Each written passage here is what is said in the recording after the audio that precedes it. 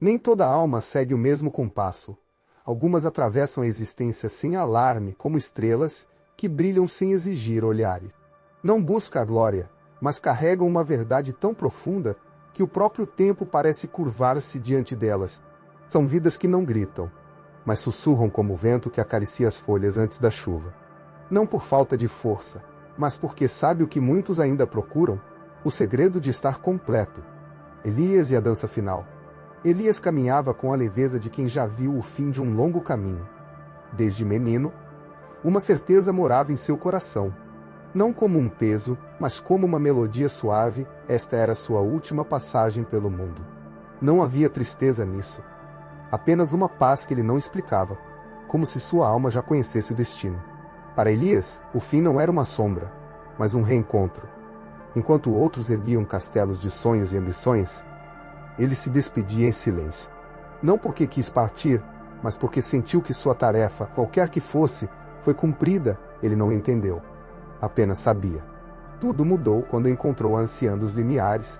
Seus olhos profundos como abismos fixaram-se nele. Você não está terminando, Elias, disse ela, com uma voz que parecia vir de dentro dele. Você está escolhendo. Ele hesitou. Como alguém poderia enxergar o segredo que ele guardava? A alma pensa que chegou ao fim, continua a anciã. Mas o verdadeiro fim é quando ela decide ficar mais um pouco. Elias não entendeu imediatamente.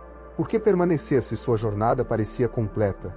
Mas naquela noite, sob um céu repleto de estrelas, ele sentiu sua certeza se desfazer. E se sua última vida não fosse uma despedida, mas um presente? Dias depois, ao cruzar uma ponte antiga, viu uma menina chorando, sem nome, sem história, ela apenas precisava de um abraço. Ele a convidou em silêncio e sussurrou: "Obrigado por estar aqui." Naquele momento, a verdade foi revelada. Algumas almas não partem ao completar sua dança. Eles ficam para acender a chama de outras. O último suspiro de Elias não foi o fim, mas o começo de uma nova história. Além do horizonte. Talvez o fim não seja uma porta que se feche. Talvez as últimas vidas sejam pontes não para partir, mas para guiar outros. Quando uma alma percebe que nada mais precisa ser feito, o universo se cala. Não em silêncio vazio, mas em reverência. E é aí que o verdadeiro retorno começa. Não na partida, mas na escolha de permanecer sem pedir nada em troca. Nara e o rio escondido.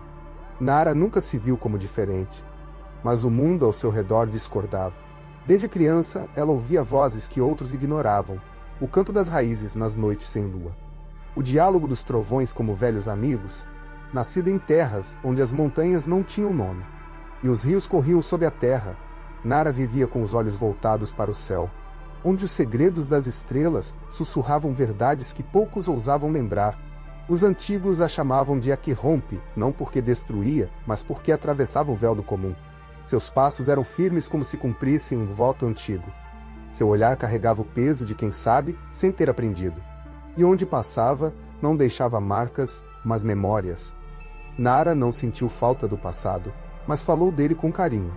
Como quem folheia um livro já lido, eu não planejei nada, mas segui um propósito, dizia. Suas mãos não buscavam possuir, apenas ofereciam presença. Na vila onde o tempo era contado pelas safras, perguntas profundas eram evitadas. Mas Nara, ainda menina, desafiava o silêncio. Eu sabia que havia algo além do que se vê, confessava. O vento a guiou primeiro, depois o fogo por fim, o rio invisível que corria sob a terra, falou com ela em sonhos, ensinando-a a ouvir o que ninguém mais escutava. Uma manhã, um chamado a guiou, caminhe sem olhar para trás. E ela foi, não por fuga, mas por certeza. Em uma clareira onde o ar parecia suspenso, encontrei uma mulher de branco. Com folhas secas nos cabelos, você sabe quem é? Perguntou estranhamente. Não, mas sei o que não sou, respondeu Nara, a mulher transmitida. Então você não é a última. É a primeira a lembrar. Essa revelação mudou tudo. Nara pensara estar no fim de sua história, mas descobriu que algumas almas não vêm para concluir, mas para plantar sementes. O mundo não precisa de respostas, disse a mulher antes de sumir. Precisa de memória, e você a carrega. Ao voltar para a vila, Nara não falou. Apenas olhou para o céu com a calma de quem escolheu ficar. Sua missão não era partir, mas abrir caminhos. E ao despertar uma pergunta em outra alma, ela soube. O rio invisível agora cantava para outros, Lyra e o labirinto das vozes. Nos textos antigos dos peregrinos de Rossio, fala-se do labirinto das 100 vozes, um jogo sagrado onde as almas assumem formas para lembrar que não são o corpo. Cada vida é uma voz, cada nascimento uma máscara. A maioria se perde no papel, rindo, sofrendo, desejando acreditar ser o autor da história. Mas, alguns como Lyra, param a peça. Certa vez, no meio de uma conversa, Lyra ficou em silêncio. Seus olhos brilharam com uma presença intensa. O momento pareceu eterno.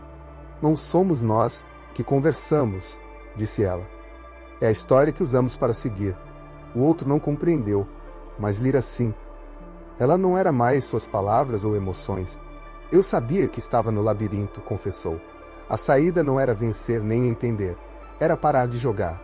Os sábios disseram que a alma retorna em ciclos para resolver karmas, curar feridas, evoluir.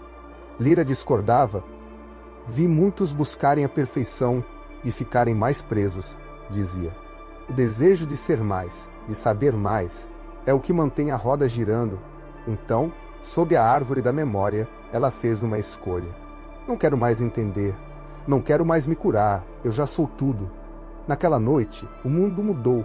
Não houve luzes ou sinais grandiosos. Apenas um vazio sutil. Lyra ainda estava aqui, mas não herdou a história. Não buscava. Não corrigia. Não desejava. E descobri que sem desejo não há falta, apenas espaço. O labirinto não era para ser vencido, mas para revelar que as perguntas faziam parte do cenário, o fim do jogo. O ciclo não termina com uma porta aberta. Ele se dissolve quando a alma para de alimentá-lo. Quando não há mais desejo de vencer ou entender, o labirinto vira fumaça, e atrás dele não há nada. Mas esse nada é tudo. Lyra não buscou a saída porque lembrou que nunca esteve presa. Cira, Nero e ferida eterna. No topo do Monte das Vozes Silenciosas, Cira encontrou Nero. Não havia promessas ou sinais divinos. Apenas dois seres, sob o vento frio. Nero, com olhos cansados, carregava a clareza de quem desistiu de buscar. Subira ali como quem não planeja descer.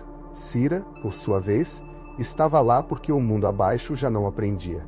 Amara exército, mas nada a segurança à luz de uma fogueira frágil. Nero perguntou. E se o fim for apenas o vazio?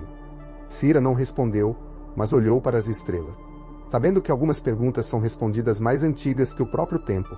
Na infância, ela vira uma semente se partir para germinar. Talvez o vazio seja isso, sussurrou. Uma rachadura para crescer, não para morrer.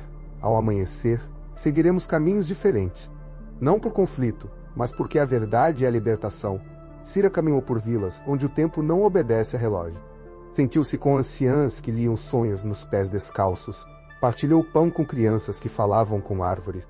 Não ensinou, apenas estava presente, tocando mãos, ouvindo silêncio, deixando nos olhares a certeza de que nem tudo o que se quebra precisa de conserto.